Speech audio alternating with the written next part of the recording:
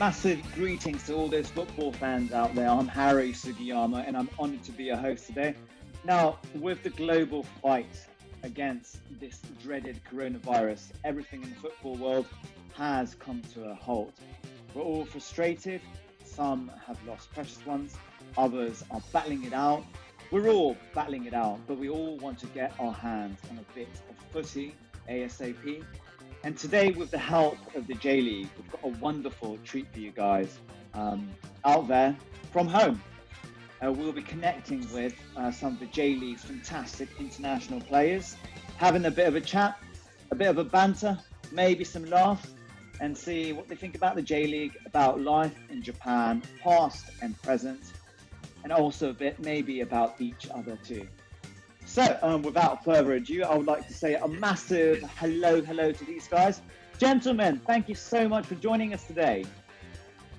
Hello, mate. How's it going? Hello. Hello. Good to see you, Jay, Michael, and Mitch. If it's possible, if you could introduce yourselves, let's say that'd be amazing. Start off with Jay. Would that be possible, man? Yeah. So I'm Jay Bothroyd. I play for Contador Sapporo, and I'm from England. Excellent. Thank you so much, Jay. Thanks for joining us. Then Mitch, please. Yeah, I'm Mitch Langrag. I play for ľeaguewe Grampus. I'm from Australia. I've been out here in Japan for 2.5 years now, so it's been a good time so far. Excellent.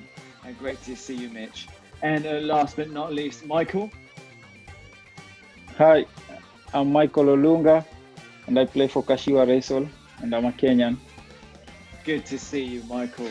Now, Jay, Mitch, Michael, obviously you guys know of each other. You've battled it out. Let's hear about what you guys think about each other. What are your impressions then? I know that Jay and Michael, you guys battled out not recently, but in this year's opening game. Do you guys remember that encounter? I don't want to talk about that.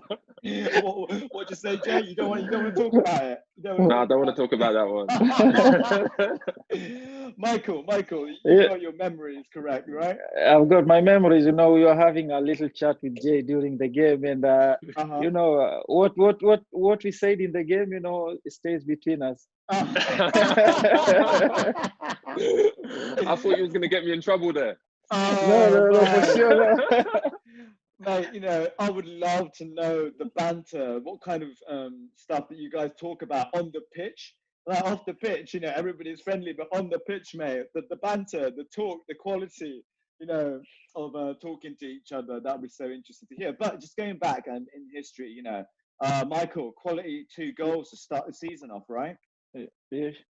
Yeah, it was you know, first game of the season, you know, coming out there, you know, we were promoted, you know, after we went down in relegation. And then it was a difficult game, you know, because also Sapporo, they had good quality. But I think the result favored us, but they really, you know, fought hard, you know, coming from 4-0, and they had an opportunity also to make it 4-3 if it wasn't for a keeper.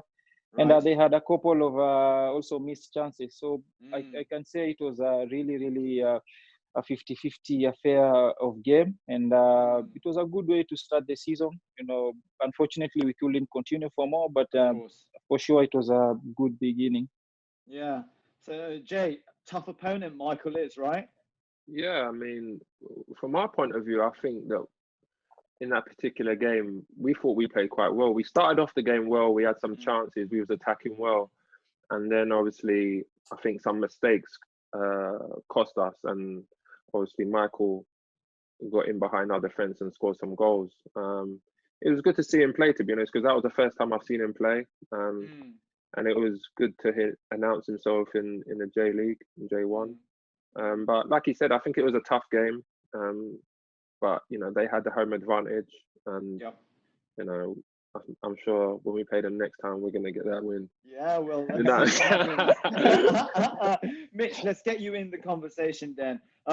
Mitch, you've played Jay on a number of occasions, yeah? Have you got your memories with you? Yeah, bad memories, to be honest. I think the first time we played Jay, he scored a double. It was a very very difficult game for us because we were fighting against the relegation, and we really needed to win this game at home. And I think he popped up with a penalty and then banged one in not long after. And from then we were chasing the game. So I've got definite memories of playing against him, but they're not good ones. Yeah, I see Jay's got a massive grin on his face. Yeah, you got your memories correct from that game. Yeah, good penalty. You know, you kicked it in on the right side. You know, sending Mitchell the other way, but also a quality finish, turning. You know, and the hitting first time. Yeah, no, I remember that game because, I mean, playing against Nagoya, obviously they've got really good individuals, and I think them being at the bottom of the league is kind of like a false position. We knew how good they were. Yeah. You know, obviously Mitch is a top keeper, and then they got you know Joe, and they got some Brazilians that can create stuff. So we knew that you know going to play them was going to be a very, very tough game, and it was. But you know, like I said, we got that penalty, and you know they equalised. You equalised, didn't you? And then you know I scored. I think it was just before half time, and I think that was you know scoring before half time always you know gives you that bit of boost going into the second half because you've got something to protect. Of course, I think the final scoreline was 2-1, wasn't it? Now, gentlemen, let's talk about what we have to talk about, which is this, you know, this situation that nobody could have predicted, this fight against the coronavirus. I would like to ask you guys each about what you've been experiencing and how your everydays have changed. And what your everyday looks like right now, and like you know, if you've been able to train or not. Michael, can we start off with you? How has life changed in the last couple of months, really? For sure, it has been quite a difficult, you know, situation trying to adapt to the new way of, you know, life, particularly because it really started like something, you know, which is very small, but at the end of the day, it has become a global pandemic. And then at the end of the day, we have been forced, you know, to stay indoors because right now in our state, Chiba Prefecture, we are, you know, under the state of emergency, which probably we are hoping after May 6th, you know, maybe things will be better, but it has really changed the whole dimension, the whole picture. We have to, you know, do the workouts inside the pitch because then you don't want to go out there, you know, risking also your health, which is quite important. So at the end of the day, we just try to adapt to the new training methods. You know, the club has given us the outline, you know, the guideline on what to work on specifically. So at the end of the day, there's nothing much we can do but just to try and take advantage of this situation and try and work out on some things which maybe you cannot work them during the normal season. Of course. Michael, have you been able to train yourself of late? Yeah, I train personally, you know, every day. I try and train mostly during the weekdays. During the weekends, I try to also give myself a break, you know, because also it's tiresome, you know, to train indoors every now and then, you know, a lot of distractions. You have Netflix at your disposal and this PlayStation, and then it's quite difficult also, you know, to maintain the discipline. But at the end of the day, it's something that you really need to, you're forced to do it, you know. As a player, you have to try and stay fit because we don't know when the resumption date of the J League is going to be. So at the end of the day, you cannot afford to take chances by just letting yourself lose everything. You have to try and win something while you're under this situation. Of course, try to stay positive with this mess of a situation. Mitch, have you been hitting up Netflix too then? Yeah, I was just going to ask Michael if he had any recommendations for me. I feel like I've watched every show on there. Now you wake up, you try and see, you know, the new movies coming. Every day I watch the new movie. So probably it's now also starting to get boring. Yeah, that's it. I've run out of Netflix. Oh, really? Everybody's become a total kind of like film guru, you know? We're all like critiques now that we've seen everything. Mitch, how has life changed with you then? Yeah, obviously, as Michael said, it's been a massive challenge for everybody. And first and foremost, it's important that we all look after each other and try to stay healthy and not only in the football clubs but the wider public in Japan, that we do the right things, and hopefully if we do that we can get on the pitch sooner rather than later. At the club we were training more or less up until about 3 weeks ago, and then with the state of emergency then we stopped and did a lot of home training sessions via Zoom. We would get the whole team on and just do core workouts and things like this, and running on the streets, which is it's difficult for the head to be at home all the time and doing your workouts at home. So this has been a big challenge for me. It's just staying at home, but we have to do what we have to do, and it's important that we keep ticking over and we keep our fitness up, all the players at all the clubs. So when we get the green light to play, that we're all ready to go, and we can kick off as soon as possible. I mean, I can see the situation that you guys are totally fixed and concentrated and tuned on with the situation. Mitch, what have you been in touch on? You must have been with loved ones back at home. Have you been, keeping up with what's going on back in Australia?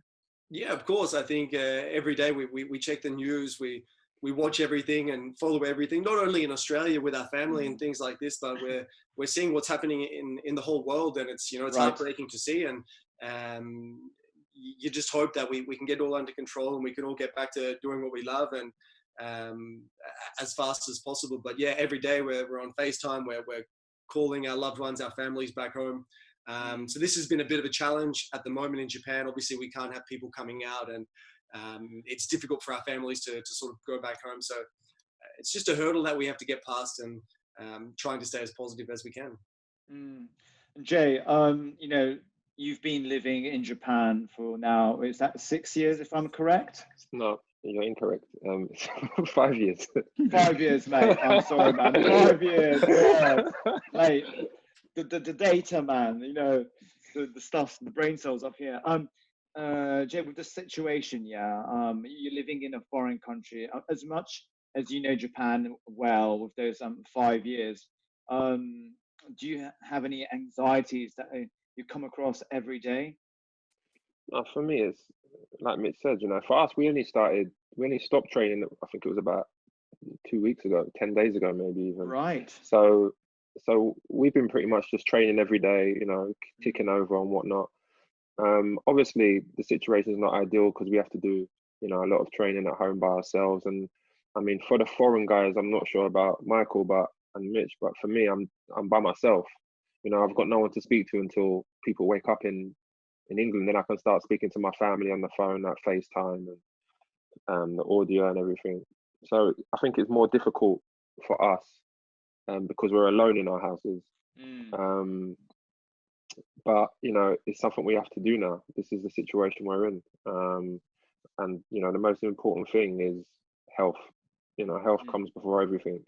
Health is wealth, and we all have to be sensible. We all have to go by the guidelines. And I think the reason why I think Japan's probably in a better situation for us, England, because at least Japanese people are obedient. And they follow the rules, whereas in England, everyone kind of does what they want to do, especially now.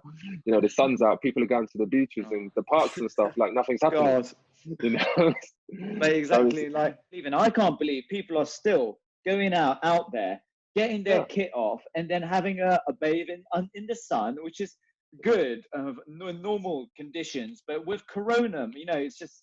Yeah, like it's a terrible situation, but we have to all work together. We have to pull together, and we have to all, keep everyone as safe as possible and be role models. We have that platform, we have to, kind of, show that we're doing it, so other people will copy us, especially the younger generation.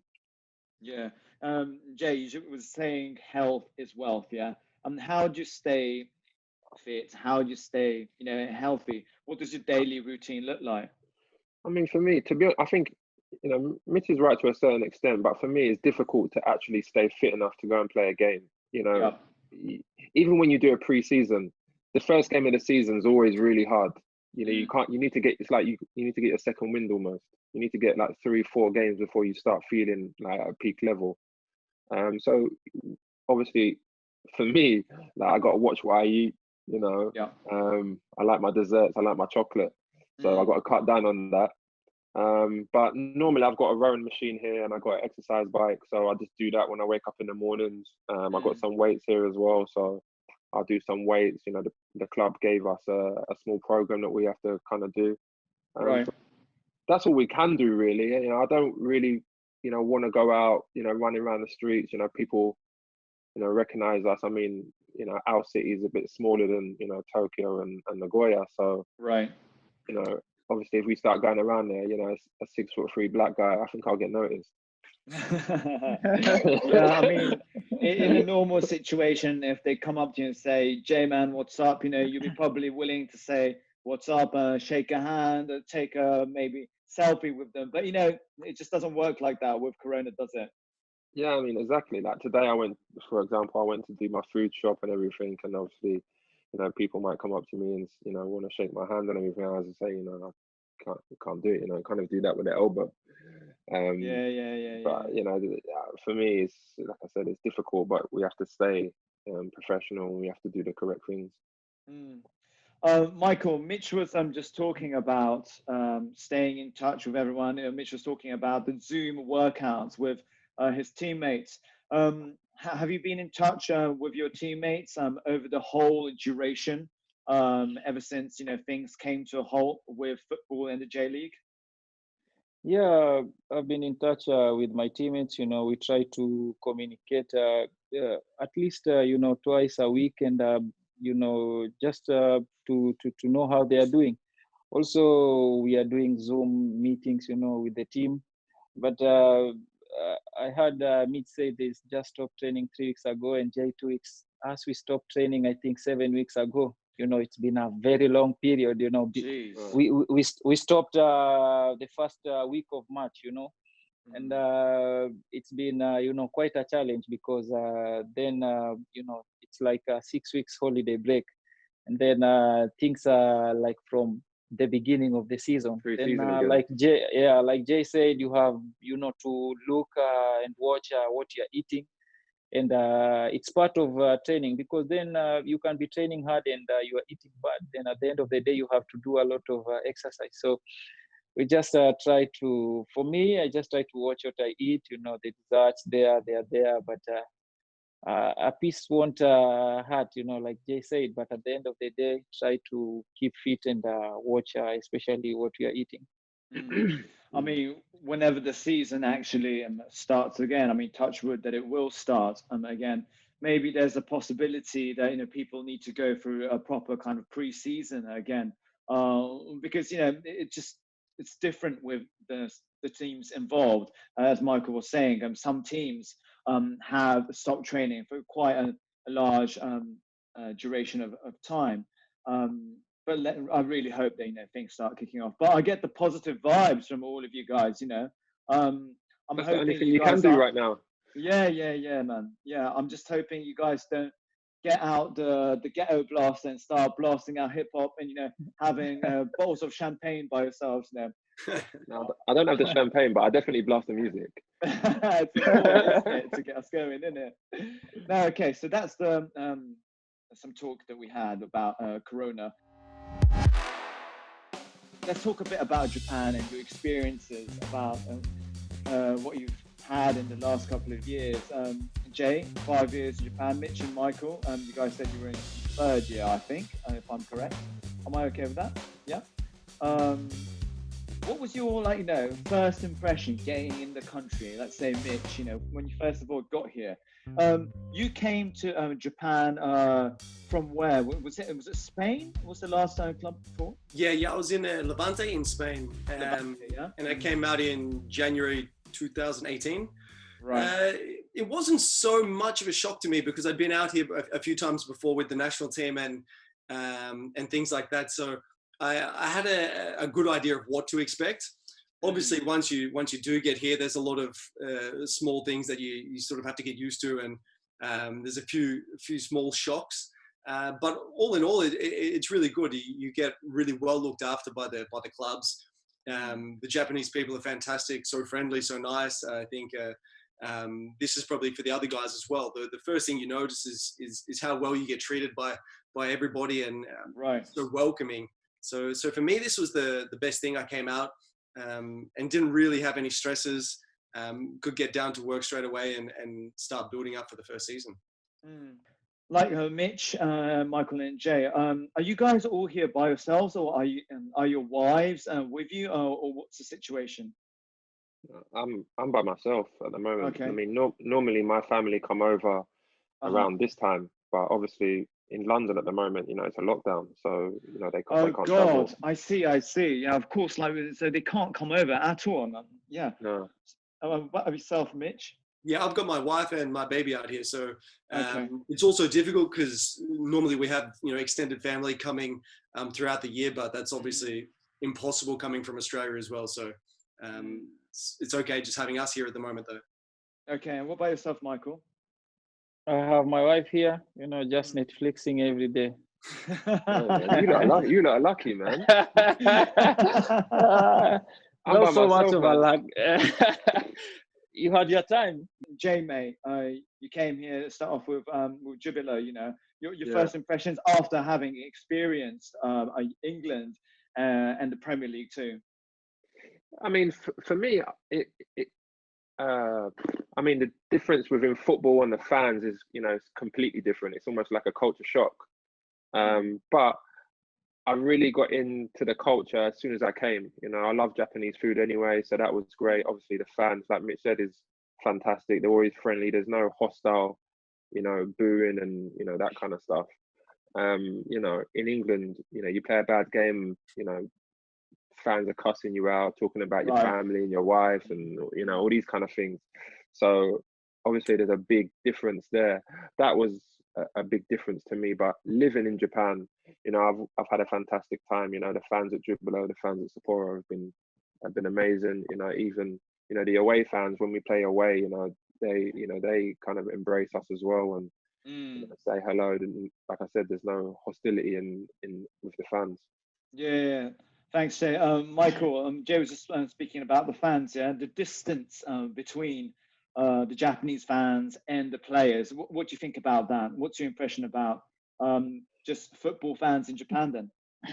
I think Jay has a valid point. You know, when you've played in different leagues across Europe and, you know, these big European leagues, then you can see the fans, you know, they are really emotional and really, you know, they try to support their team. The Japanese fans, they also try to support their team. But you see the difference, like Jay was saying, out there, you in England, you go and play and you have a bad game, you know, and everyone is out there, you know, trying to curse you. The fans, you know, they throw things into the pitch, you know, they want like to skin you alive, you know, for a bad performance. But in Japan, you know, you have to bow down after the game. I never seen this before, honestly. After the game, you have to line up and bow down.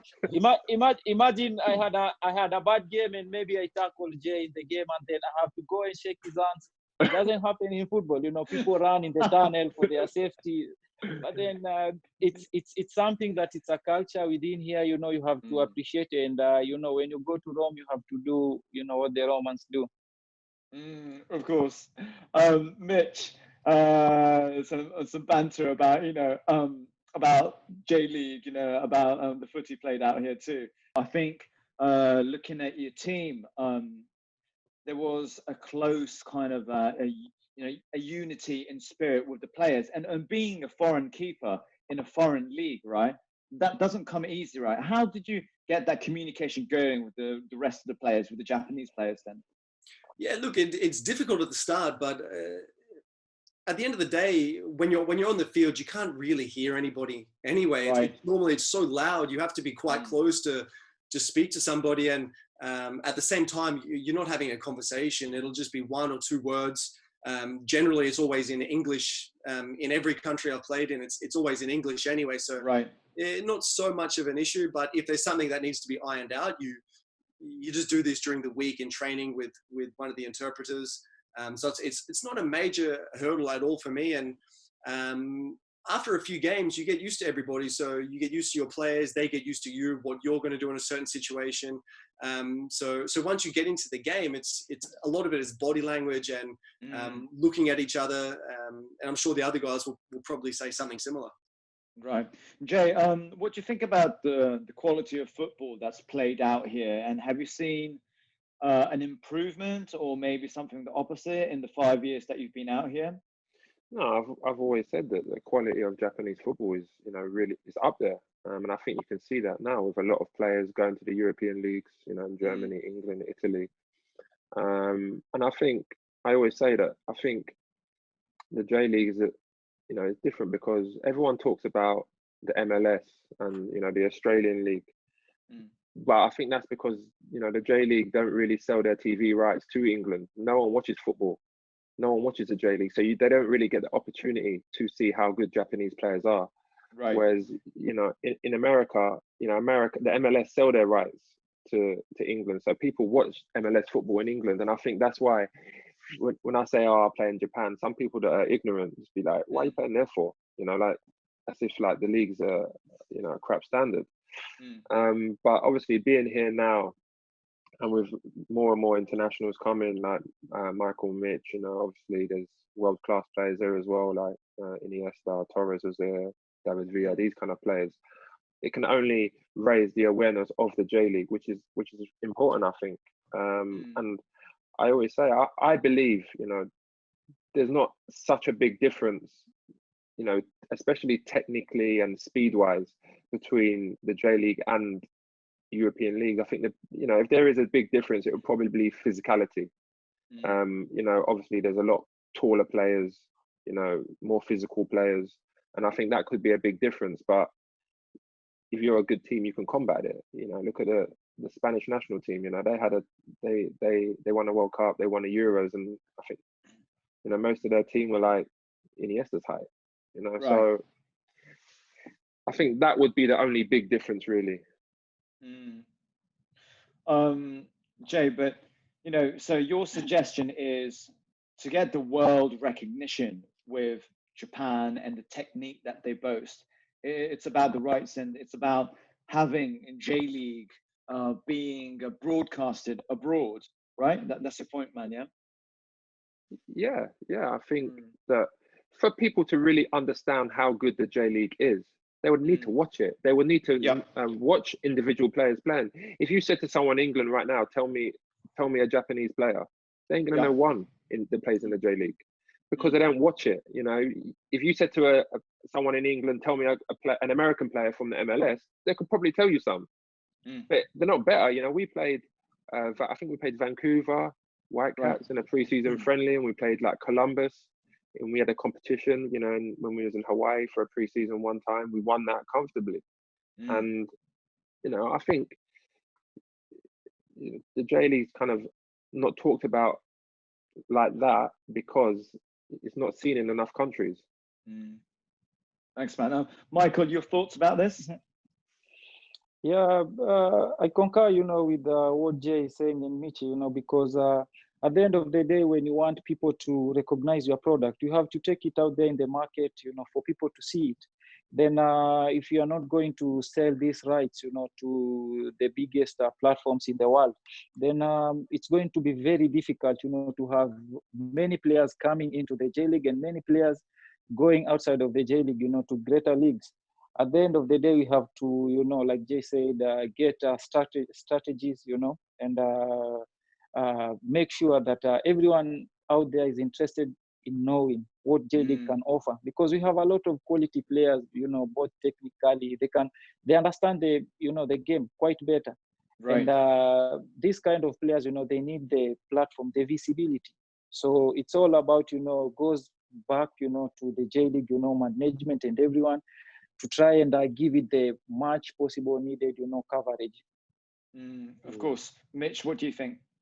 Yeah, I agree completely. I think the quality out here in Japan is extremely high. I think I can't speak so much about what happens in the middle of the pitch because obviously I'm not out there, but you can see the speed, the tempo, the technique of the players, and then it's complemented with generally good foreign strikers who are banging it in on the end of the service. So for me as a keeper, it's as challenging as it's been anywhere I've been. The speed of the game is really high. I think a lot of the Japanese players really try to play a beautiful and nice brand of football, it's exciting to watch. And, you know, there's a lot of games where it might be the top of the table, a team at the top, for example, Kawasaki playing a team at the bottom, and you know, it's a complete 3-0 to the bottom team. It's, right. There's no game that you could sort of sit at home and watch and say, okay, this is going to be an easy 2-0 victory. It just doesn't happen. And that was, for me, probably one of the biggest things about the league, is that there's no sort of hierarchy of the teams, and you can't just say, okay, yeah, they're probably going to finish top 2 or 3, and that team's going to finish in the relegation zone, because it's all over the place, and teams are taking points off each other. And I think if the games were shown around the world, there's a massive sort of niche market that could be explored. I think Australia's trying to get or has the rights to the J League now, and it's perfect because, you know, we play over the June, July, August months where there's no football in Europe, and fans are starving for football during these months as well. And it would be a perfect opportunity for the Japanese, you know, league and the Japanese players to showcase their talents. Yeah, I mean, Jay, we've seen this surgence of the Thai market with some Thai players coming into the J League, yeah? So it would be amazing if that kind of like catches out to the whole of Asia to start off with. And then, you know, even in England, you know, it would be amazing. Like if I put the telly on back in England, and then if you get like a J League game, that would be amazing, wouldn't it? Yeah, I mean, definitely. I mean, we in England, we've got, you know, the Australian League. I've seen some Australian games from England. But I think the reason why this has happened is because, you know, a few players went to play in the MLS and went to play in Australia. So obviously that's why now we watch the games, because generally there'll be English players in the MLS, there'll be English players in the Australian League. But, you know, for me, I'm the only Englishman in Japan, you know, since Gary Lineker. Right, So, of course, yeah. You know, I would love to see more English players come into Japan. I would love to see more Japanese players going to the Premier League. I think, like Mitch said, the quality is really, really high, you know, technically. I mean, there's some bang average players in the Premier League. All they do is run around and kick people. And, you know, and that's the honest truth, you know, whereas you come to Japan and you don't really see that. Most players have good technique. Most players have a good understanding of the game, you know, and I played in J2 and then J1, and the difference is not such a big difference, you know. The difference between the Premier League and the Championship, right, you know, is massive. But you've seen teams get promoted from J2 and then go and win J1. You know, I think it kind of shows you that, like you said, there's no one that you can really say they're going to win the league this year or they're going to get relegated. Like you said, everyone, you know, takes points off each other. Right. Who's really impressed you over the years then, player-wise? I mean, when I first came, I played against Diego Forlan, you know, and obviously he played in England, so I was anxious to see what he was like and his movement and stuff, and you know, he impressed me. But there's been many players, you know. I like Yanaga at Kawasaki. I think he's like a Rolls Royce on the pitch. He doesn't, you know, when I see him, it looks like he don't break sweat. Right. He just looks like he's just playing in, you know, his own kind of way, and you know, he's quality. I played with Hayao Kawabe, plays for Hiroshima now. You know, I really enjoyed playing with him. But there's a lot of players, you know. Every team has quality. Every team has dangerous players, you know. Nice one, man. Michael and Mitch, great players that you've played with or against. Yeah, I think for me, it's going to sound cliche, but you know, playing against Vissel Kobe with Iniesta, Podolski, David Villa, I mean, that was a challenge, putting 3 world champions, obviously done it all in the game, in the same team, all attacking players for me to come up against. That was a big challenge, and it's interesting to watch what they do in the game. So I would probably mention those games and that experience as probably one of the more challenging ones. Nice one. Michael? For me, you know, when I came in 2018, you know, had a couple of, you know, like 15 games left to the season. The team was in a bad shape, you know. And I think playing against Nagoya at home, Joe, that season was really fantastic. 2018, banged in goals, hat trick after hat trick. It was really amazing to watch him play. And I believe he was someone that really impressed me during that season. 2019, in the J2, I didn't know so much of the players. Mainly, it was just the focus of going back to the J1. And at least now I can say, also Jay, quality player. It was very difficult actually to mark him during the corners. I just had to strike. Never won a single header. He was holding me, Michael. He was holding me. I thought you get off me. Sorry, bro. Sorry, bro. It was very difficult. It was very difficult. So one of also, good player, out there, and I was watching, one of his goals recently, a preseason, not a preseason game, but it was a header he scored, during, against Kashima. Was really fantastic. The positioning, the timing, the defenders were like, what really happened? It was amazing. It was amazing. Wait, man. Michael, when you get to my age, you have to start playing with your head. That's what I do now. For sure. Okay, gentlemen, last but not least, let's have some questions to each other. Anything is good, you could ask about the latest Netflix, or you could ask about something on the pitch. If you got some questions to each other that you'd like to ask, who'd like to start it off then? Maybe a question each would be fab. All right, I'll ask Michael a question. Okay. He probably won't remember, but we played against each other in Spain. He was playing for Girona against Levante. It was my first game, Copa del Rey, and I just want to know if he remembers this game. At home or away? It was, for you guys, it was away. It was in Levante. Yeah, we came to Levante. I remember we drew 1-1, and it was very rainy during that day. We scored from a penalty, if I could remember. And it was 1-1. But I think we went through. We went through, and you guys went out this game. Because we lost at home. You guys came to our place, and you beat us 2-1 at home, and we drew 1-1 at your place. Yeah. That's it. Excellent. All these memories coming back, man, eh? Okay. Yeah, sure. Okay, let's have some questions then. Maybe Michael, Jay? For me, I will just, okay.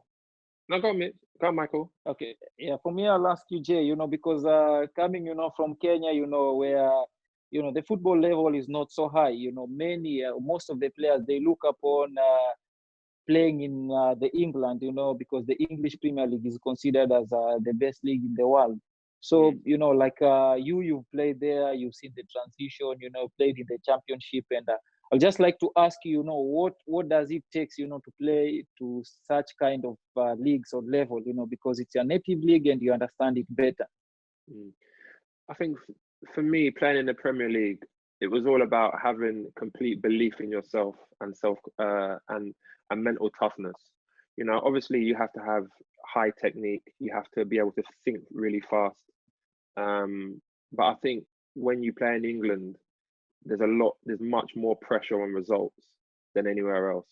You can see like managers, they're sacked after 3 months if they don't get results. And it's the same thing with players, especially forwards. If you go to a team and you might go not score for like 3 games or something, straight away you're on the bench, someone else is coming in to see if they can do better.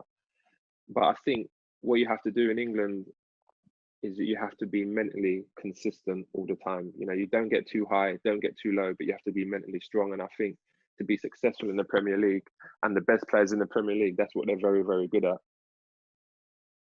Sure. Excellent, man. Consistency, right? Yeah. Jay, do you have a question then, man? Yeah, Mitch. Obviously, you're a goalie. I want to know, when you play against, forwards like me, Michael, other forwards, when you come up against penalties, us shooting, what do you really look at? Do you study us before games? I don't know if I want to answer this. I'm trying to get the edge. Well, I don't know. I'm trying to think of whether I should answer this. It's a trap, man. It's a trap, man. No. To be honest, it's no secret. But we obviously, all keepers in every club, under every coach, we always keep an eye on the penalty takers. And for me personally, it's no secret, but for example, if I'm playing you this weekend, I'll organise with our video analysis guy to give me probably 10 minutes on you, 10 minutes on the substitute striker who could come in, 5 minutes on the two wide guys, and maybe 5 minutes on one of the number 10. I'll watch all your penalties that you've probably ever taken. That's interesting, Yeah, I'll get a proper snapshot, and then I'll be well aware of maybe you've taken 15, 20 penalties in your career, and I'll have a look and see what what side I'm going to go to more often. Sorry, but for me, I'm the total opposite. I don't like to watch I don't like to see who I'm playing against. I don't like to read about no one. For me, I'm just one of those players that I just like to concentrate on my game. Because more instinctive. Yeah, for me, I'm like, if I go and look at a defender, and I think, oh, he might, he does this often, and I try to anticipate that, and then he does something completely different. I don't like that. I prefer to just react and and see what he's doing in that particular game. Yeah. But for me, I just like to concentrate on my game. I don't look at players. I don't look at defenders. I don't look at who I'm playing against or what they've done. For me, I just concentrate on what I need to do in that particular game. Yeah, like for example, say if I'm coming up against Michael on the weekend, I'll have a look and maybe I've seen that he's maybe over his last 2 or 3, 4 seasons, he's scored some goals outside the box, for example. He likes to take a shot if it opens up. So I'll have a look and I'll explain to my defenders, my midfielders, okay, if Michael gets the ball and he gets his head up, close him down because he likes to shoot. So hold on. So you said you watched all my penalties. So why did I send you the wrong way? I'm setting you up for the next one. Well, gentlemen, what happens? I'm trying to build some data, All right. Battle it out eventually on the pitch. Now, last but not least, it'll be fantastic. It's been great to talk to you guys. For all of you to put a cheeky message out there for all the people fighting, the doctors, the nurses, not just them, but the fans too, who are anticipating seeing you guys kick the ball around. So if we could have a message from you guys, that'd be fantastic. Let's start off with Michael then, if that's okay. Just like to ask all the people, the football players, the fans, everyone out there, to take the government, measures quite strictly to try and adhere to these rules. Because they are out there, to support us. They are trying their level best to do what they can so that things can resume normally. And also to thank the doctors and everyone who is out there, trying to be on the forefront to, help us overcome this calamity. At the end of the day, as we are staying back, but there are people who are out there, risking their lives, and there are people that have families, there are people depending on them. So we just want to, thank them for what they are doing. And on our part, we just try to stay fit and try to observe what they're telling us. At the end of the day, we want things to resume normally. And to our fans, we thank them, for being patient with us, for being patient with the J League and the government. Everybody out there is trying their best so that things can resume normally. And we promise that when things resume normally, if they will be, then we are going out there to give our level best. Thank you, Michael, for your kind words. Thank you very much. Mitch? Yeah, just following on with what Michael said, I think first and foremost, just the biggest thank you that we can give to all our medical workers and the people on the front line who are, doing the most amazing work to protect us all. And I think as a society, I think what we can all do is just follow the guidelines. We keep social distancing from each other, practice good hygiene, do the right things. And it's probably hopefully it's the only time that everybody in the world is all playing on the same team. So we all have to do the right things together. And only this way will we come out of it. yeah, like I said, just follow the guidelines, try to do the right things, social distance, and yeah, hopefully we can come out the other side stronger. Okay, cheers, Mitch. Jay? Yeah, again, you know, we have to all, you know, pull together as one. You know, this is one planet. We're one species. We all have to do the correct things. Obviously, I want to thank all the workers on the front line, putting their lives at risk daily to help us. They're doing a fantastic job, but we have to do our part as well. We have a platform, and we have to use that to encourage everyone else to do the correct things. So wash your hands, wear your masks, and be as safe as possible. Excellent. So gentlemen, thank you so much for your time. It's been a massive pleasure talking to you guys, and it'll be amazing to actually see the action that you do on the football pitch with my own eyes, you know. So thank you very much, and take care of yourself. Yep.